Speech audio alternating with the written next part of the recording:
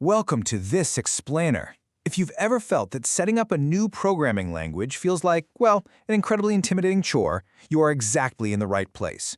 We've all been there, right? Staring at that blinking cursor in a black terminal, absolutely terrified of making a single typo that brings the whole system crashing down. Well, today, we are completely transforming that scary clinical setup process into something entirely different. We are building a playground. We're diving into the first chapter of Python Play First programming, and we're going to get your system perfectly ready to build things like drifting stars, bouncing colors, and chaos equalizers. We are making this fun right from minute one. So what if coding was actually just play? I really want to ask you to completely reimagine the traditional, rigid programming tutorial. You know the exact ones I'm talking about. The sheer misery of sitting there memorizing dry syntax and semicolons for hours before you're ever allowed to do anything remotely fun. Yeah, we are throwing that entire playbook out the window right now. This is a playful, creative adventure. In this explainer, we're setting up an environment where breaking things isn't just allowed, it's highly encouraged. We are officially trading frustration for experimentation. Here's a quick look at our roadmap for today. We'll start with the Play First philosophy, then we'll build your free toolkit, run a sandbox smoke test, and finally, go over the rules of the clubhouse. It's a super simple path to cure any technical anxiety. Okay, let's dive into this. Part 1. The Play First philosophy, moving beyond HTML. Now, if you've tinkered with basic web scripts or HTML in a browser before, you might be wondering, why do we even need Python? Well, Python is the massive next step up. It gives you actual motion, physics, sound, and big full-screen windows to play in. But here's the absolute most important part. While the language itself has changed, our core methodology remains exactly the same. That play first loop is a constant.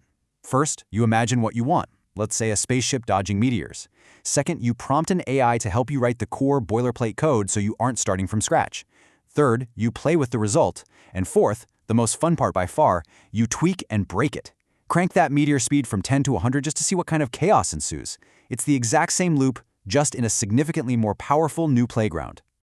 Moving on to Part 2, building your free toolkit. Here is everything you need. We are officially in the equipping phase. To bring this whole coding playground to life, we need to gather a few magical, entirely free tools. First up is Python 3. You can think of Python 3 as the physical engine that runs your code. Once you've got it installed, every .py file you create turns into a little executable toy. Now, if you're on a Mac, you can grab this right from python.org or use Homebrew by just typing brew install Python. But if you are on Windows, listen up, because there is a crucial catch. When you open that installer, you absolutely must check the little box at the bottom that says Add Python to Path before you click Install. If you miss that box, your computer's command line will have literally no idea where your new engine is hiding, and nothing is going to work. It is the most vital yet easily missed step for Windows users. Our second tool is Pygame. Now, for a beginner, the word library might sound a bit academic or dry, but it's really just a massive bundle of pre-written code that does the heavy lifting for you. So instead of you having to write hundreds of complex lines just to tell your computer how to draw a basic square, this one little command, pip install Pygame, gives you a massive shortcut. It opens a window, draws shapes, and lets you animate things instantly. You just drop that command right into your terminal, and boom, your setup is instantly equipped for fluid motion, interactive events, and all the chaotic fun we're about to have. Now, what's really interesting about this slide is you have a choice to make for your workbench, and it's based entirely on your own comfort level. This is the place where you'll be pasting and tweaking the Python scripts your AI builds. On the left, we've got the simple editor, Idle. The truly great thing about Idle is that it comes pre-installed directly with Python. Zero extra setup, you literally just open it and go. On the right, we have the advanced editor, VS Code. If you're looking for a smoother workflow with pretty color coding, robust file management, and you just love dark mode and feeling like a pro hacker, this is definitely the way to go. Either choice is perfectly fine. It's simply about what feels best and most inviting for you. Section 3. The Sandbox Smoke Test. Let's prove this environment is actually alive. All right, we are crossing the threshold now. We've got our engine, our game library, and our editor. Next, we are going to run a manual smoke test. And notice, we are not using AI just yet. We're doing this completely manually just to prove your toolkit works. Let's take this slow, in 4 bite-sized steps. Step 1. Open your editor of choice and create a brand new blank file. Let's name it sandbox.py. Step 2. Time for a tiny bit of code. We import Pygame, wake it up, Set a screen size and give it a fun name by setting the window caption to My Python Vibe Clubhouse. You'll also write a tiny loop that keeps the window open until you click Close. Step 3, run the file. Step 4, try to close the window. See? A totally manageable, super simple process. And here is the moment of truth.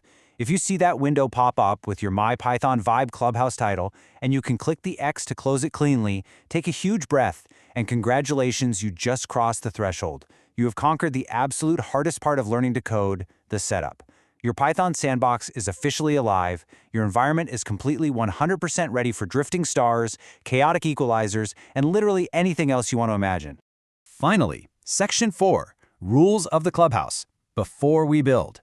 Because before we start throwing code around and building massive projects, we've got to establish the philosophical rules of our new digital playground. Rule number 1, curiosity is your only qualification. I really want to reassure you on this one. You do not need to understand every single line of Python syntax right now. That isn't the goal. In the modern age of AI coding assistants, curiosity is way more valuable than a photographic memory for syntax. If you can look at a line of code and just ask, wait, what happens if I change this specific number? Then you have exactly what it takes. You belong right here in the clubhouse. Rule number 2, we break windows on purpose. Now, in the physical world, breaking a window gets you in a lot of trouble. But here, it means you're doing it absolutely right. In traditional programming, an error or a crash feels like a total failure. We are reframing that right now.